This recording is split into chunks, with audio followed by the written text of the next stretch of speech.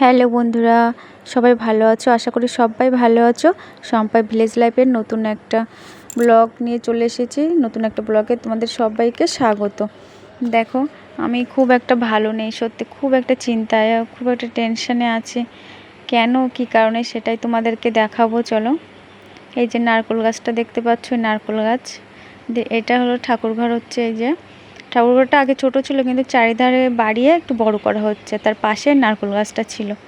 মিস্ত্রিরা যখন ছাদ ঢালাই দিচ্ছিল বারবার বলছিল যে নারকেল গাছটা কাটতে হবে। দেখো, তার নারকেল গাছটা কেটেও দিয়েছে। আর নারকেল গাছটা এমনভাবে ছিল মন্দিরের গা ঘেঁষে, দেয়ালের গা ঘেঁষে ছিল ছাদে। একটু হাওয়া হলেই ছাদে বাড়ি ধাক্কা খেত। ওই জন্য মিস্ত্রিরা বলেছিল কাটতে হবে।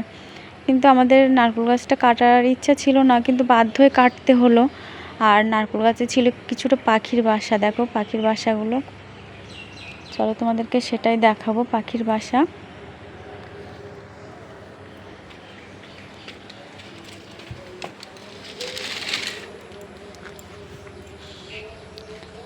দেখো নারকেল গাছে কতটা বাবুই পাখির বাসা ছিল। শালিক পাখির বাসা, বাবুই পাখির বাসা। আর গাছটা কি বলতো, কাটার কোনো ইচ্ছা ছিল না, কিন্তু মিস্ত্রি দাদারা বলছে যে ওদের তক্তা লাগবে, কারণ এই নারকেল গাছের তক্তা দিয়েই তো ছাদ ঢালাই করা হয়। ওদের তো তক্তা, আর এবার সরকারি ঘর দিয়েছে, তক্তা লাগবে।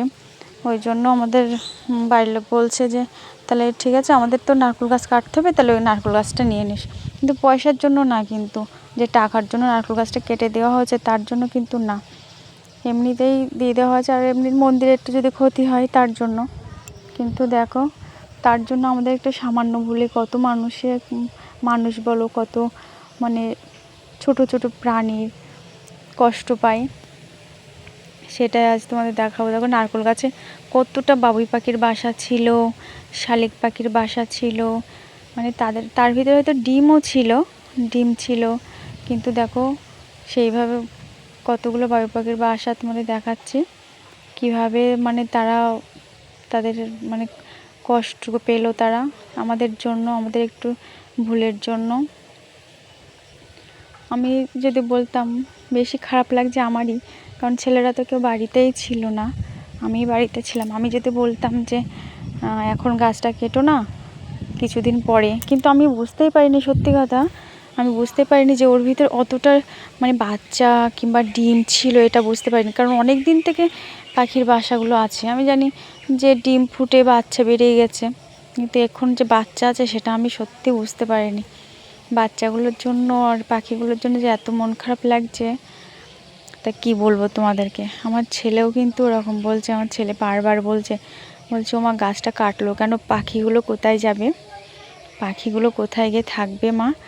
আমার যে তাই তো, ভীষণ তো চিন্তা হচ্ছে পাখিগুলো কোথায় থাকবে।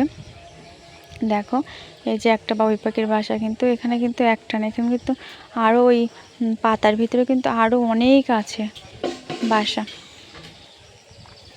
আরও অনেক পাখির বাসা আছে বা ওর ভিতরে। এই একটাই নিয়ে আসলাম। দেখো এত সুন্দরভাবে, দেখো এত সুন্দরভাবে বাসা তৈরি করেছে। এমন আমরা মানুষেরাও কিন্তু অতটাভাবে করতে পারি না, আমরা মানুষেরা কিন্তু অন্যের সাহায্য নেই, কিন্তু ওদের দেখো সেই ঠোঁট দিয়ে দিয়ে এত সুন্দর বাসা করেছে। দেখ, আমি আরও দেখছিলাম কেমনভাবে বাসা করেছে। দেখো পাখি ডাকছে আশেপাশে, কেমন ভীষণ পাখি ডাকছে। বাসাগুলো এত সুন্দর করে বুনেছে, আমি আরও দেখছিলাম নিচে কিভাবে যে কোন পাশ দিয়ে ওরা বাসার ভিতর ঢোকে সেটা আমি বুঝতেই পারছিলাম না কোনোভাবে, ওই জন্য বারবার দেখছিলাম। আর এতটা খারাপ লাগছে, আমি দুপুরবেলা ঘুমাতে গেছি, কিন্তু ঘুমাতেই পারিনি পাখিটার জন্য। হয়তো অনেকে বলবে যে যতক্ষণ দরদ, গাছটা কাটলে কেন, টাকার জন্য, কিন্তু আসলে কি বলো তো, টাকার জন্য না। এই গাছটা দেওয়া হয়েছে, আমাদের বাড়ির লোক কিন্তু ফিরিয়ে দিয়ে দিয়েছে, গাছটার জন্য কোনো রকমভাবে টাকা নেয়নি। সে যাই হোক, কিন্তু কত কষ্ট পাচ্ছে পাখিগুলো। দেখো কি সুন্দরভাবে বাসা তৈরি করেছে। দেখো এই ঠাকুরঘর এমনভাবে গাছটা এই করেছে ঠাকুর ঘরের একদম মানে গা ঘেঁষে তো, আর ঠাকুর ঘরের যে ছাদ দেওয়া হয়েছে সে ছাদে মানে ছাদের সাথে মানে জয়েন্ট হয়ে গেছিলো একদম গাছটা হেলে, ওই জন্য বাধ্য হয়ে কেটে দিতে হলো। দেখো কতগুলো চাপ, 5, 7, 8টা। মানে মিস্ত্রিরা এসে বলছে আমরা তাল গাছে দেখেছি বাবুই পাখির বাসা, কিন্তু তো নারকেল গাছে তো দেখিনি। এই দেখো সেই দুটো শালিক পাখি, ওই যে মানে আমি যেখানে যাচ্ছি পিছন পিছন ঘুরে বেড়াচ্ছে, ওই জন্য আমি কটা মুড়ি দিলাম, ওই জন্য মুড়িগুলো দেখো ঠিক খেতে আসবে, মুড়িগুলো খাচ্ছে। ওদের বাচ্চার জন্য এত খারাপ লাগছে। দেখে দেখো পাখি ডাকছে, একটা বিড়াল এসছে এদিকে, এই জন্য পাখিগুলো ডাকছে।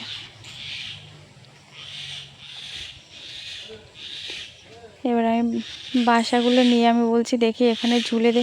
এখানে কি বলো তো, আমাদের এই সিঁড়ির এখানে না মানে ওই কি পাখি যেন ওটা, ঘুঘু পাখি, হ্যাঁ ঘুঘু পাখি বাসা করেছিল। মানে সিঁড়ির এখানে ঘুঘু পাখি যখন পুরনো মানে সিঁড়ির মানে টিন ছিল তখন ঘুঘু পাখির বাসা করেছিল, সে বাসাটা নেই এখন। এখানে ঝুলে দিচ্ছি মানে বাসাটা আমি হচ্ছে যদি ওরা মানে এসে যদি থাকে, কিন্তু জানি না থাকবে কি না। আবার মনে মনে ভাবছি দেখুন তো জল পড়বে কীভাবে দেব, ওই জন্য এখানে আস্তে আস্তে ঝুলে দিচ্ছিলাম। 3টে 4টে ওই গাছে পাশে গাছ আছে আমাদের, কাঁঠাল গাছে, সেই কাঁঠাল গাছে 2টো 3টে ঝুলিয়ে দিয়েছি। এইভাবে দিয়ে রাখি, দেখি কি হয়, আর কি করা যাবে বলো। আসবে আর কি করা। এখানে তো বেঁধে তো রাখি, তারপরে যা হবে।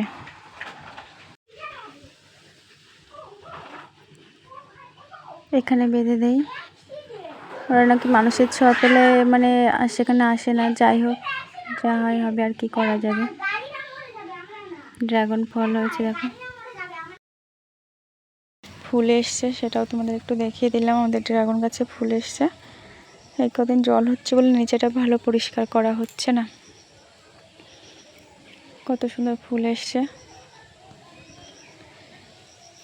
ঠিক আছে, এই বলে ভিডিওটা এখানে শেষ করলাম। সবাই ভালো থেকো, সুস্থ থেকো, টাটা।